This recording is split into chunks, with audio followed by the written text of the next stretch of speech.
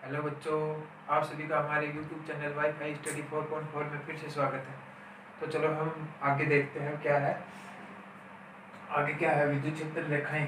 विद्युत क्षेत्र रेखाएं क्या होती हैं? विद्युत क्षेत्र के किसी भी भाग में खींची गई काल्पनिक रेखा या वक्र जिसके किसी बिंदु पर स्पर्श रेखा विद्युत क्षेत्र की तीव्रता की दिशा को व्यक्त करती है। कोई भी क्या बोल रहा है, पॉजिटिव है, नेगेटिव है, और काल्पनिक खींची गई रेखा जिसके कारण बिंदु को स्पर्श रेखा विद्युत क्षेत्र की तीव्रता दिशा को व्यक्त करती है, यानी कौन सी दिशा में जा रही है उसको व्यक्त करती है। वो क्या होते हैं? विद्युत क्षेत्र रेखाएं होती हैं। इसके गुण देखते हैं। गुण कुछ मोस्ट है, वो लिख रहा हूँ, वाक्य आपको नोट्स में मिल जाएंगे। क्या है? विद्युत क्षेत्र रेखा के किसी बिंदु पर खींची गई स्पर्श रेखा उस बिंदु के परिणामी विद्युत क्षेत्र की दिशा को व्यक्त करती है। वही बात है, ये परिणामी दिशा को व्यक्त करती है। फिर सेकंड देखो, विद्युत क्षेत्र रेखाएं धन आवेश से चलकर ऋण आवेश की ओर समाप्त होती है। विद्युत इसमें क्या बोल रहा है कि धन यानी पॉजिटिव से चलेंगे हमेशा, और नेगेटिव, ठीक है, नेगेटिव से पॉजिटिव से नेगेटिव की तरफ। फिर ये देखो, ये तीसरा पॉइंट है, ये मोस्ट है इंपॉर्टेंट पॉइंट है। किसी बिंदु आवेश Q से उत्पन्न हुई विद्युत क्षेत्र रेखाओं की संख्या Q/F(sin0) होती है। ये याद रखना, ये पूछ भी सकता है आपको, एक नंबर में देके पूछ लेगा कि किसी बिंदु आवेश Q के कारण उत्पन्न हुई विद्युत क्षेत्र रेखाओं की संख्या कितनी होती है। तो इसकी कितनी होती है? Q/F(sin0). विद्युत क्षेत्र रेखाएं समविभव पृष्ठ के सदैव लंबवत होती है, ठीक है।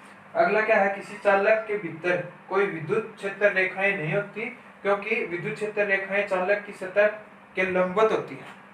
तो ये इसके गुण धर्म है। और भी है इसके 2-3 गुण और है, तो वो आप नोट्स में मिल जाएंगे आपको। ये मैंने लिख दिए यहाँ पे। अब आगे चलते हैं, आगे वाला टॉपिक।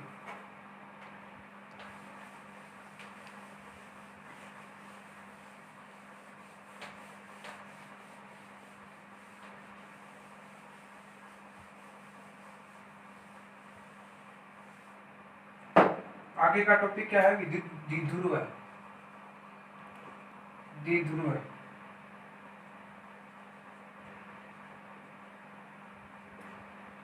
विद्युत द्विध्रुव क्या होता है? विद्युत द्विध्रुव होता है समान परिमाण एवं विपरीत प्रकृति। समान परिमाण एवं विपरीत प्रकृति के आवेश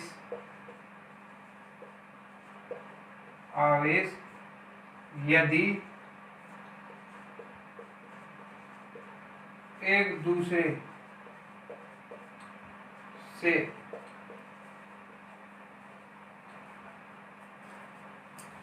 अत्यल्प यानी कम अत्यल्प दूरी पर स्थित हो तो आवेशों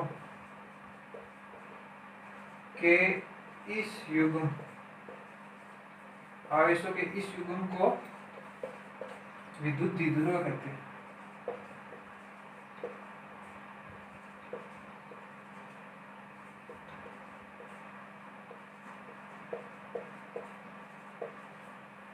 क्या है, क्या बोल रहा है? देखो, इसमें विद्युत द्विध्रुव क्या? समान परिमाण एवं विपरीत प्रकृति के आवेश एक दूसरे से अत्यल्प दूरी पर स्थित हो तो आवेशों के इस युग्म को विद्युत द्विध्रुव कहते हैं। क्या है? देखना कि कोई एक आवेश है, ठीक है, एक आवेश है Q और एक आवेश है ये Q। क्या बोल रहा है? समान परिमाण हो गया, और विपरीत प्रकृति ये नेगेटिव, ये पॉजिटिव, ये नेगेटिव पॉजिटिव। आवेशों के एक दूसरे के अत्यल्प दूरी पे, ये अत्यल्प दूरी पे मतलब यहाँ पे कोई बिंदु O है, ये A दूरी पर है, ये भी A दूरी पर है, तो टोटल इसकी हो गई 2A। इसकी डिस्टेंस बीच में कितनी होगी? 2A। तो ये बोल रहा है, इसको A से रिप्रेजेंट कर दो, A पॉइंट, B पॉइंट। तो ये इसकी परिभाषा है विद्युत द्विध्रुव। अब आगे देखते हैं विद्युत द्विध्रुव के आघूर्ण।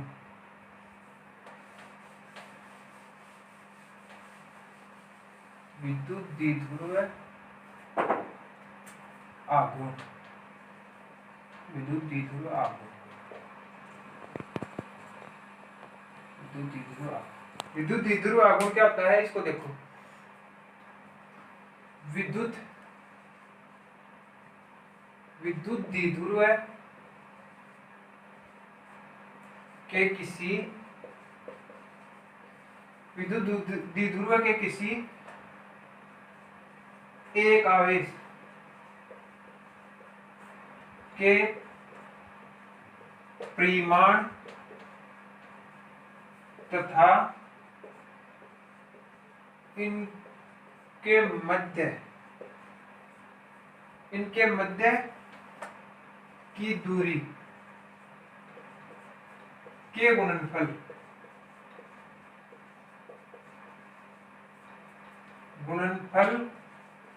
को विद्युत द्विध्रुव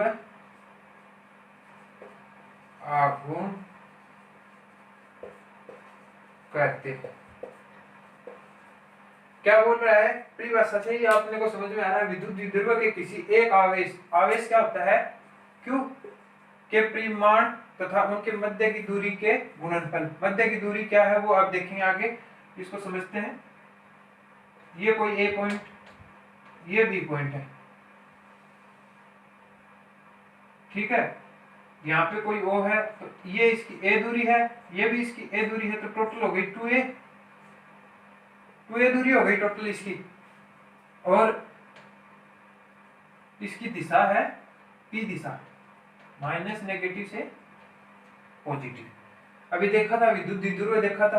अब ये क्या बोल रहा है आगे, अब देखो विद्युत द्विध्रुव को किससे रिप्रेजेंट करते हैं, आघूर्ण को P से रिप्रेजेंट कर दिया, तो P अब क्या बोल रहा है, उसके परिमाण तथा उनके मध्य की दूरी कितनी है, 2a है। और आवेश क्या है, Q। तो यही तो बोल रहा है, विद्युत द्विध्रुव के किसी एक आवेश के परिमाण तथा उनके मध्य की दूरी के गुणनफल के को विद्युत द्विध्रुव कहते हैं। तो ये हो गया इसका विद्युत द्विध्रुव। और इसका मात्रक क्या होता है, मात्रक कूलाम इंटू मीटर, इसका ये मात्रक हो गया। अब आगे देखो,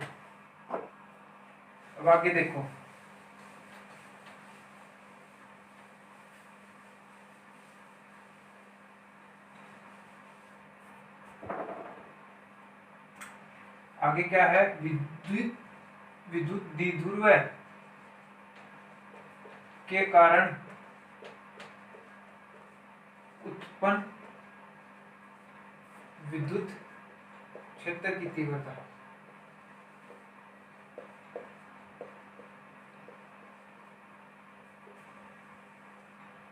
विद्युत द्विध्रुव के कारण उत्पन्न विद्युत क्षेत्र की तीव्रता। अब ये दो स्थितियां बनती है यहाँ पे, क्या है, विद्युत द्विध्रुव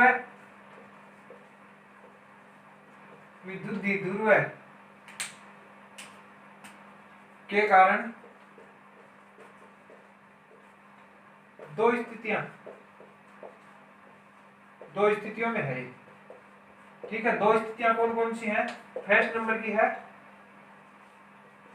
अक्षीय, या इसको हम क्या बोल सकते हैं, अनुदैर्ध्य स्थिति।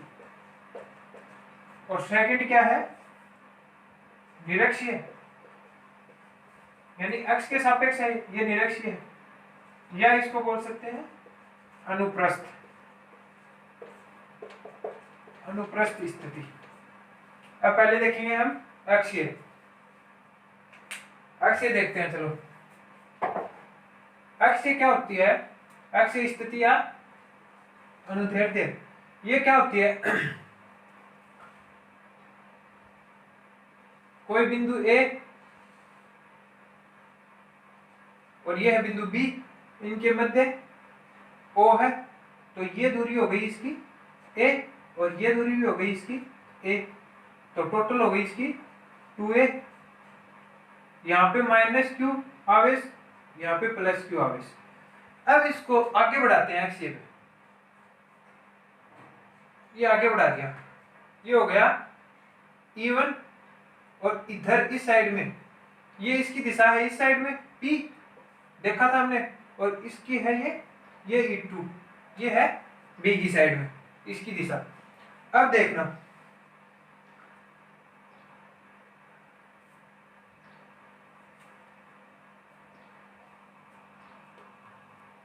तो यहाँ पे पॉइंट P है एक, तो O के और P के बीच की दूरी, ये दूरी ये कितनी है, R है। अब ये अगर R है तो अब मेरे को ये बताओ, ये अगर R है तो यहाँ से A से और P की दूरी ये इतनी A है और ये इतनी क्या है, R है।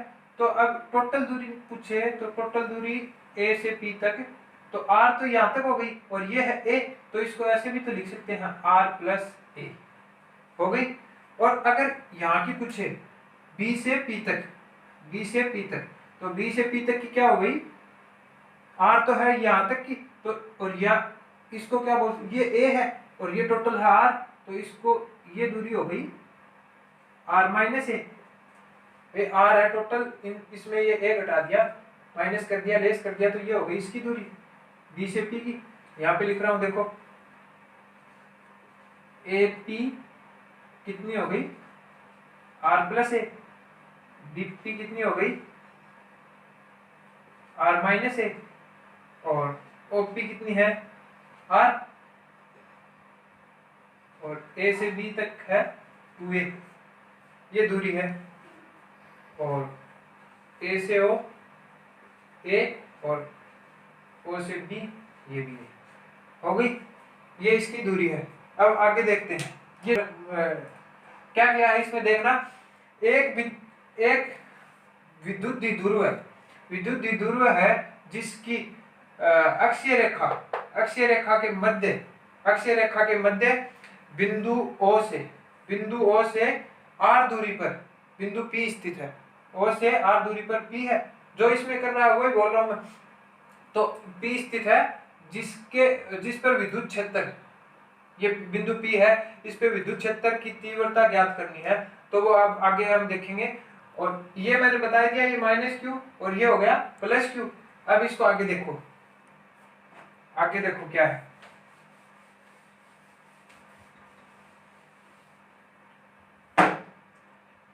आगे क्या है, बिंदु B पर स्थित क्या है, प्लस क्यू है। तो बिंदु B पर स्थित प्लस क्यू आवेश के कारण बिंदु P पर विद्युत क्षेत्र की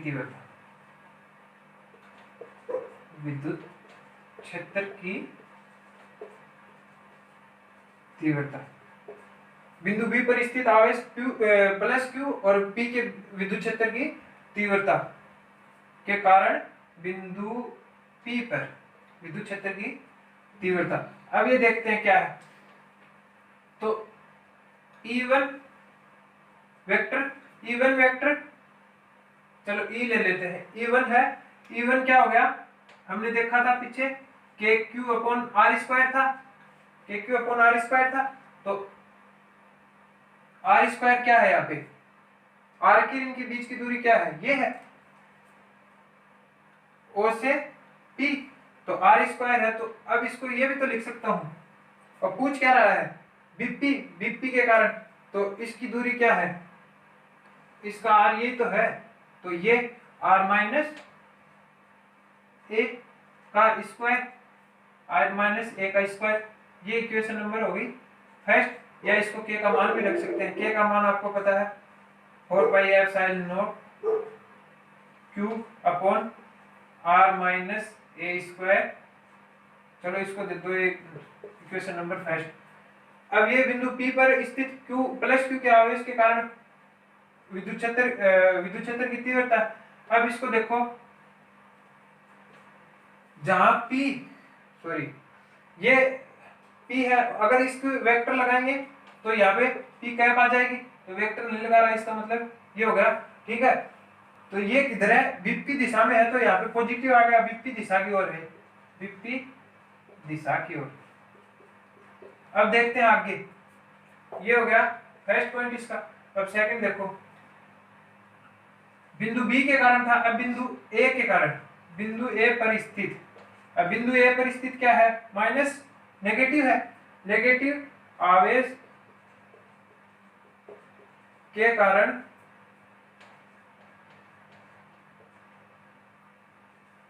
बिंदु P पर विद्युत क्षेत्र की तीव्रता, विद्युत क्षेत्र की तीव्रता।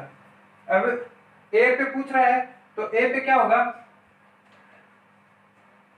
E2 बराबर के क्यू अपॉन आर स्क्वायर था, तो यहाँ पे क्या है, ए पे कितनी है, एक बीपी थी अपनी आर माइनस है, और एपी कितनी है, आर प्लस है, तो यहाँ पे हो गया आर प्लस ए का होल स्क्वायर, और नेगेटिव है तो नेगेटिव, यानी ये पी से किधर है, इसकी दिशा पी से बी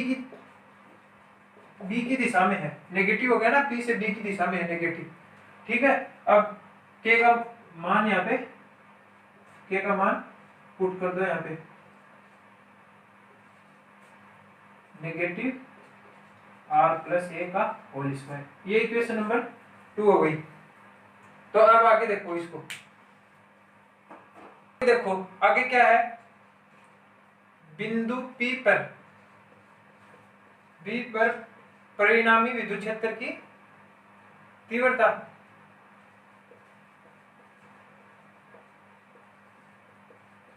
विद्युत क्षेत्र की तीव्रता, तो ये क्या हो गई, यहाँ पे अक्ष पे निकालने, तो अक्षीय बराबर E1 प्लस E2। ठीक है, अब यहाँ पे अपने को मान रखना है, अपने को क्या मान रखना है,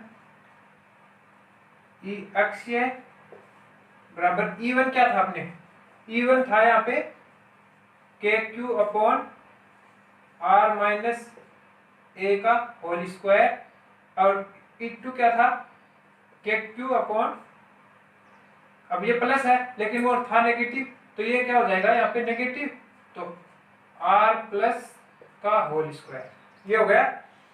तो अब क्या था, अब इसमें कॉमन क्या आ रहा है, कॉमन क्या आ रहा है, कॉमन आ रहा है के क्यू, तो के क्यू कॉमन ले लिया, के क्यू कॉमन ले लिया, तो यहाँ पे क्या बच गया, आर माइनस ए का whole square minus 1 upon R plus A का होल स्क्वायर, ये इसमें बच गया कॉमन लेने के बाद में। अब देखो इसमें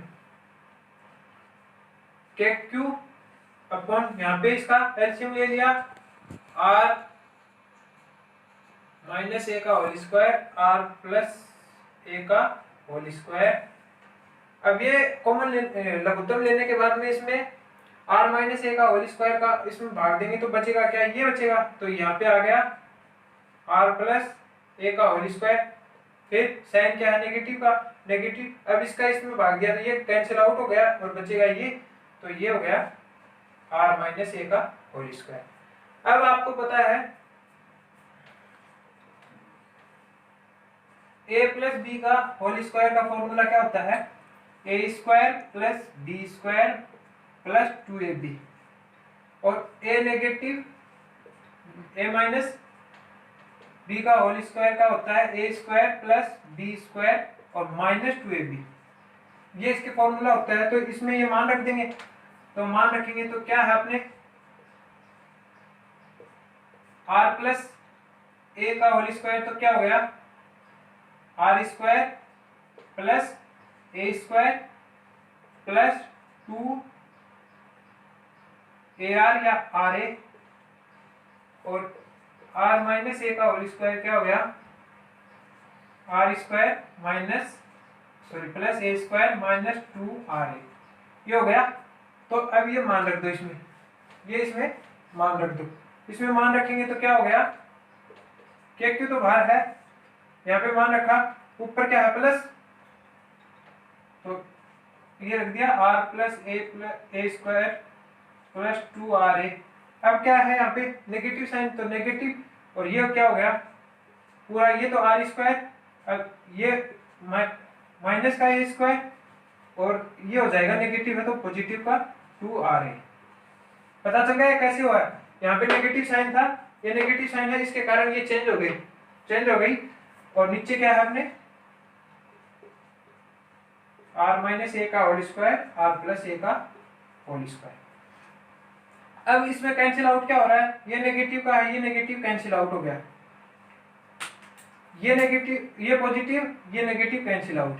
अब ये क्या बच गया यहाँ पे, ये क्या बच गया, के क्यू बाहर है, के क्यू बाहर है तो 2ra और 2ra यानी 4ra और नीचे क्या है A square minus R minus A square into R plus A का होल स्क्वायर, ये बच गया। अब इसको हम क्या लिख सकते हैं, इसका फॉर्मूला क्या होता है R square minus A square का होल स्क्वायर हो गया ना, ये सेम ही तो चीज है, इसको खोलेंगे तो यही आएगा, तो इसकी जगह हम ये भी रख सकते हैं। तो यहाँ पे देखो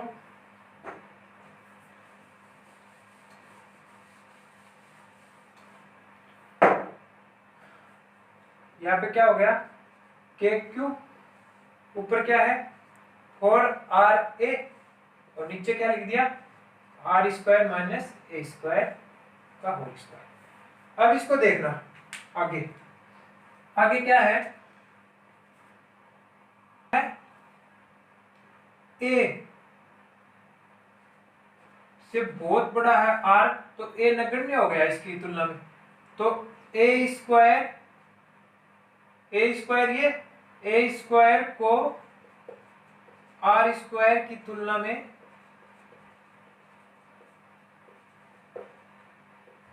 नगण्य मान सकते हैं।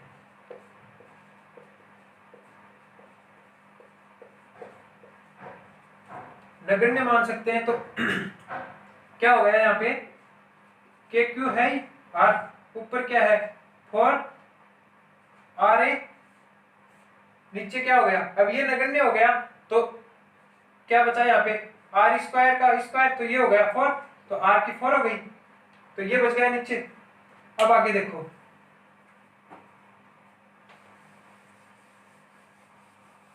तो आगे देखो अब किसके लिए निकाल रहे हैं, विद्युत द्विध्रुव आघूर्ण। तो विद्युत द्विध्रुव आघूर्ण हमने देखा था क्या था, P बराबर Q इंटू 2a था, ये तो था। अब इसमें मान रखेंगे Q का मान यहां से निकालेंगे, Q का मान यहां से निकाला तो Q और ये इसके इंटू में है तो इधर गया तो अपॉन, तो P अपॉन 2a, ये Q का मान आ गया।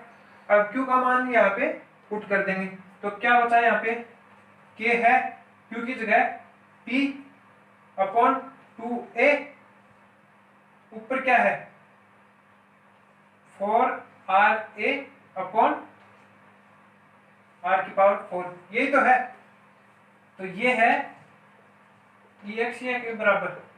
तो क्या कट रहा है यहाँ पे a कट रहा है, ये 2 बच गया यहाँ पे, तो यहाँ पे क्या बच गया k 2kp अपॉन और एक r से एक r कट गया तो 3, तो r की पावर 3, तो ये बच गया। अब यहाँ पे k का मान भी पुट कर सकते हैं, k का मान पुट कर दिया यहाँ पे 1/4 पाई r sin नॉट, तो ये मान यहाँ पे रखेंगे तो क्या आएगा यहाँ पे e अक्षीय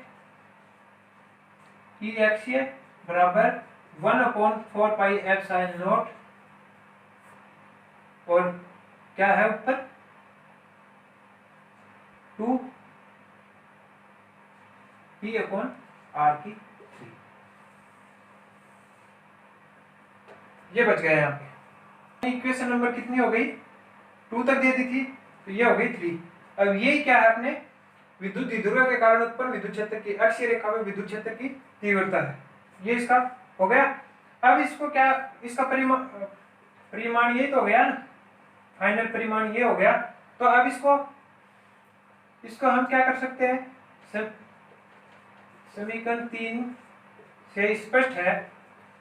इससे क्या स्पष्ट होता है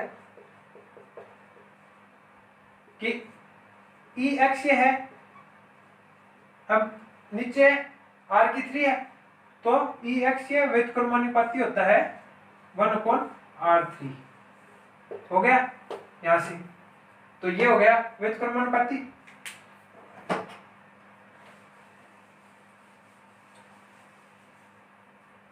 ये नंबर 1। और नंबर 2 क्या है, ई एक्स ये आवेश Q पर निर्भर नहीं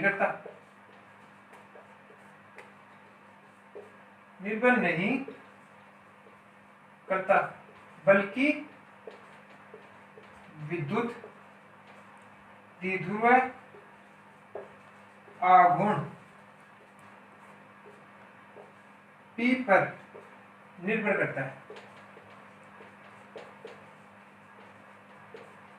हो गया, ये P पर निर्भर करता है, Q पर निर्भर नहीं करता। ये हो गए इसके 2 पॉइंट, यहां से निष्कर्ष निकला इसका। तो यही है विद्युत द्विध्रुव के कारण उत्पन्न विद्युत क्षेत्र की तीव्रता जो अक्ष पे है, अक्षीय पे। ठीक है, तो दोस्तों अभी तक आपने हमारे चैनल को सब्सक्राइब नहीं किया है तो सब्सक्राइब कर लो और ज़्यादा से ज़्यादा शेयर करो। और नोट्स आपको डिस्क्रिप्शन लिंक में मिल जाएगी, जो फर्स्ट वीडियो है। और जो अभी तक आपने पीछे के वीडियो नहीं देखे हैं तो पहले पीछे के वीडियो देख लो।